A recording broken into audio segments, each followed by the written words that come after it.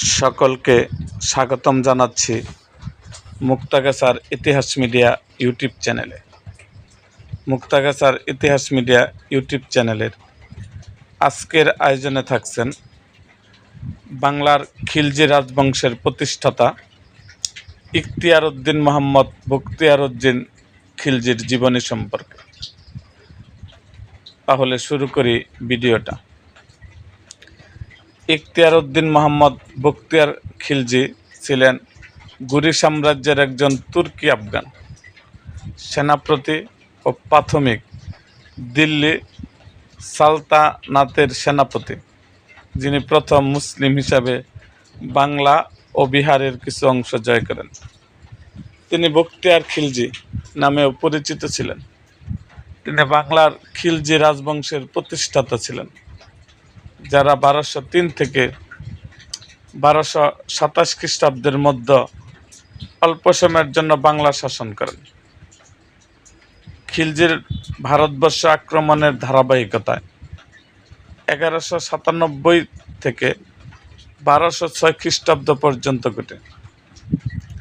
এসব আক্রমণের ফলে প্রচুর সন্ন্যাসী পালিয়ে যায়, যার ফলে উত্তর ভারতের ঐতিহ্যবাহী বৌদ্ধ উচ্চশিক্ষার প্রতিষ্ঠানগুলো ক্ষতিগ্রস্ত হয়।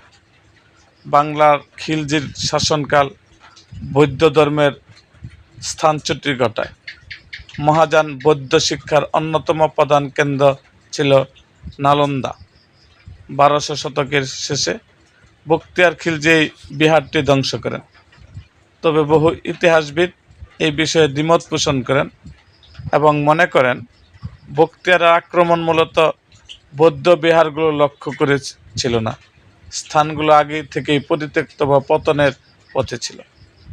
মূলত তার শাসনকাল বিশেষ করে বঙ্গের সুলতানি শাসন ও মোগল আমল থেকে বাংলার মুসলিম শাসনের সূচনা হয়। 1206 সালে বখতিয়ার একটি ব্যর্থ তিব্বত অভিযান শুরু করেন এবং ফিরে আসার পর বাংলার হত্যার শিকার হন। এরপর মোহাম্মদ সিরাজ খিলজি তার স্থলাভিষিক্ত হন।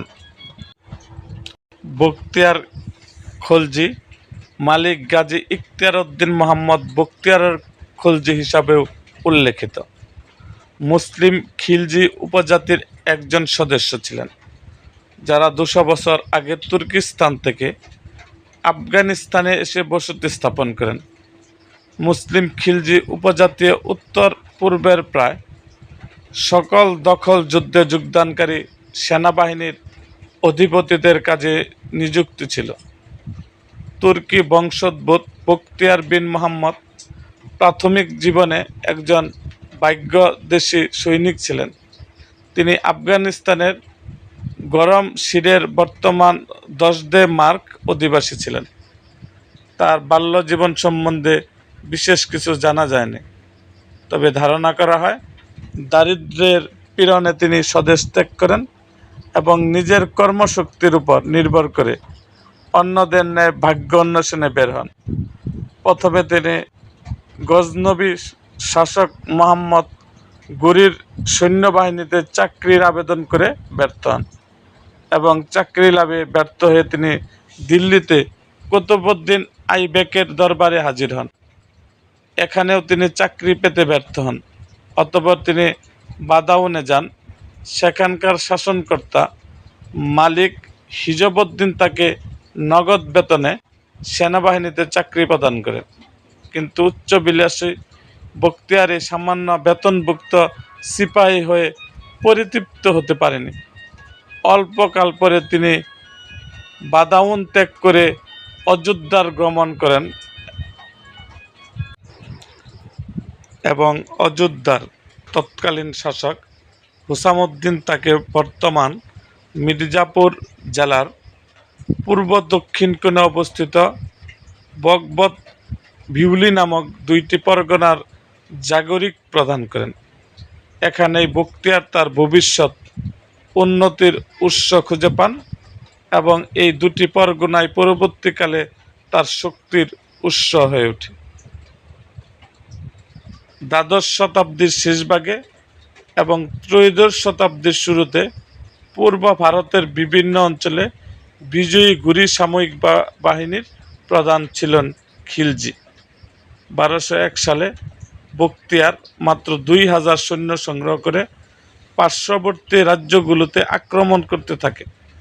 তখন তার বীরত্বের কথা চারদিকে ছড়িয়ে পড়তে থাকে এবং অনেক মুসলিম সৈনিক তার বাহিনীতে যোগদান করতে থাকে। ফলে তার সৈন্য সংখ্যা ক্রমশ বৃদ্ধি পেতে থাকে। এভাবে চলতে চলতে তিনি একদিন এক প্রাচীর বেষ্টিত দুর্গের মতো একটি স্থানে আসেন এবং আক্রমণ করেন। এই আক্রমণে তিনি প্রতিপক্ষের কোনো বাধার সম্মুখীন হননি। দুর্গ জয়ের পর তিনি দেখেন যে দুর্গের অধিবাসীরা প্রত্যেকেই মুণ্ডিত মস্তক এবং দুর্গটি বইপত্র দিয়ে ভরা। জিজ্ঞাসাবাদের পর তিনি জানতে পারেন যে এটি একটি বৌদ্ধ বিহার। এটি হতস্থ বিহার বা উদ্দস্তপুরী বিহার ছিল। তখন থেকে মুসলিমরা জায়গাটিকে বিহার বা বিহার শরীফ নামে ডাকে। বিহার জয়ের পর বখতিয়ার খলজি অনেক ধনরত্ন সহ কুতুবউদ্দিন আইবেকের সাথে সাক্ষাৎ করেন এবং কুতুবউদ্দিন কর্তৃক সম্মানিত হয়ে ফিরে আসেন। এরপর তিনি বাংলা জয়ের জন্য মনস্থির করেন এবং শক্তি সঞ্চয় করতে থাকেন। বখতিয়ারের বাংলা অভিযানের সময় তৎকালীন বাংলার রাজা লক্ষণ সেন রাজধানীর নদিয়ায় অবস্থান করছিল, কারণ নদিয়া ছিল বহিঃশত্রুর আক্রমণ থেকে সবচেয়ে সুরক্ষিত অঞ্চল। বলা হয়ে থাকে যে বখতিয়ার খলজির নাদিয়ায় আক্রমণের কিছুদিন পূর্বে রাজসভায় কিছু দৌবত্ত পণ্ডিত তাকে সতর্ক করে দেন যে এক তুর্কি সৈনিক তাকে পরাজিত করতে পারে। ফলে লক্ষণ সেনের মনে ভীতির সঞ্চয় হয় এবং তিনি নদিয়ায় প্রবেশপথ, রাজমহল ও তেলিয়াঘরের নিরাপত্তা জোরদার করার নির্দেশ দেন। লক্ষণ সেনের ধারণা ছিল যে ঝাড়খণ্ডের সাতপথকুল অরণ্য দিয়ে কোনো সৈন্যবাহিনীর পক্ষে নদী আক্রমণ করা সম্ভব নয়, কিন্তু বখতিয়ার সে পথেই তার বাহিনীকে নিয়ে আসেন। নদিয়া অভিযানকালে বখতিয়ার ঝাড়খণ্ডের মধ্যে দিয়ে এত দ্রুত গতিতে অগ্রসর হন যে তার সাথে মাত্র 17 জন সৈনিকই তাকে অনুসরণ করতে সক্ষম হয়। এরপর বখতিয়ার সরাসরি রাজা লক্ষণ সেনের প্রাসাদ দ্বারে উপস্থিত হন এবং দ্বাররক্ষী ও রাজপ্রহরীদের হত্যা করে প্রাসাদের ভেতরে প্রবেশ করেন। এতে প্রাসাদের ভেতরে হইচই পড়ে যায় এবং লক্ষণ সেন দিগদিক হারিয়ে ফেলে প্রাসাদের পেছনের দরজা দিয়ে নৌপথে বিক্রমপুরে আশ্রয় নেয়। খিলজি নদিয়া জয় করে পরবর্তীতে লক্ষণাবতীর গৌড় দিকে অগ্রসর হন এবং সেখানেই রাজধানী স্থাপন করেন। এই লক্ষণবতী পরবর্তীকালে লখনৌদি নামে পরিচিত হয়।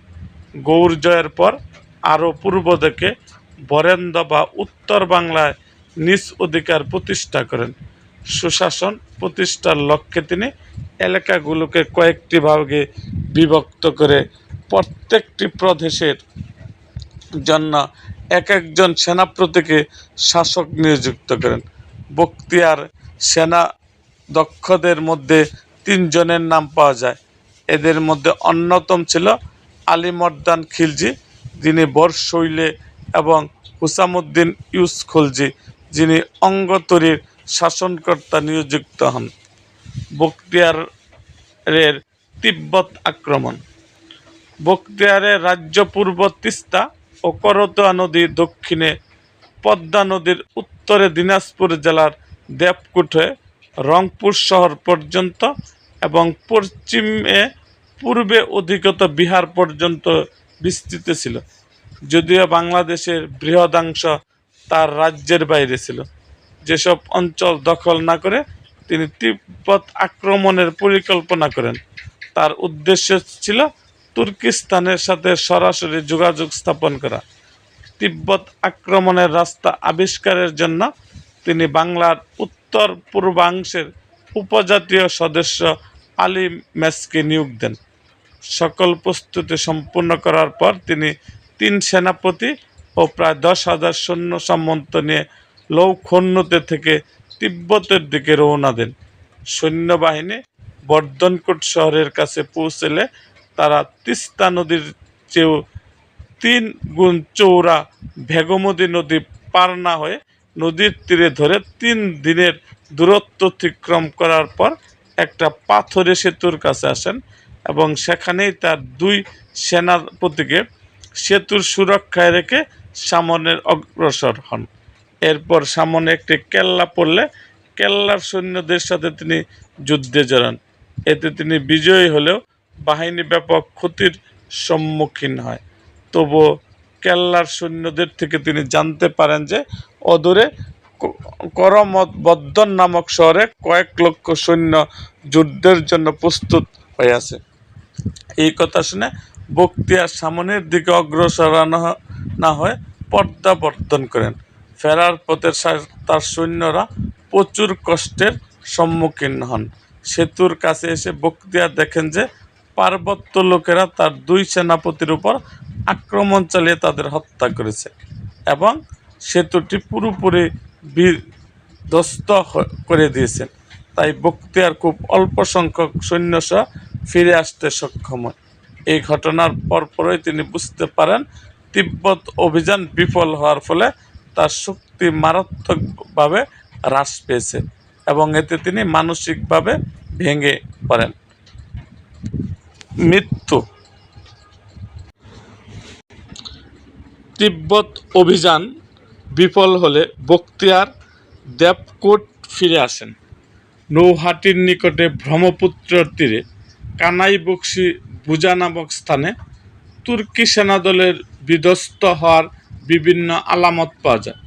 তিব্বত অভিযান বিফল ও নিজের সৈন্যবাহিনীর ব্যাপক ক্ষতির ফলে লৌনৌথির মুসলিম রাজ্যের প্রজাদের মধ্যে বিদ্রোহ ও বিরোধ দেখা দিতে শুরু করে। এরই ফলে বাংলার ছোট ছোট মুসলিম রাজ্যগুলো দিল্লির সাথে সম্ভাব্য বিরোধে আগে থেকে কুণ্ডাসা হয়ে পড়ে। এরকম নানাবিধ চিন্তা ও পরাজয় গ্লানির মানসিক চাপে বখতিয়ার অসুস্থ হয়ে শয্যাশায়ী হয়ে পড়েন। এর অল্প কিছুদিন পর 1206 সালে শয্যাশায়ী অবস্থায় বখতিয়ার মৃত্যুবরণ করেন। মিনহাজ ইদ সিরাজের বর্ণনা অনুসারে তিনি আলী মর্দন খুলজি কর্তৃক ছুরিকাঘাতে নিহত হন। দিনাজপুর জেলার নারায়ণপুরের পীরপাল গ্রামে তার সমাধিস্থল রয়েছে। এরকম আরও ভিডিও পেতে এবং রাজনৈতিক অঙ্গনের নানা ঘটনা ও ইতিহাস জানতে আমাদের মুক্তাগাছার ইতিহাস মিডিয়া ইউটিউব চ্যানেলটিকে সাবস্ক্রাইব করুন এবং পাশে থাকা বেল আইকনটি বাজিয়ে দিন।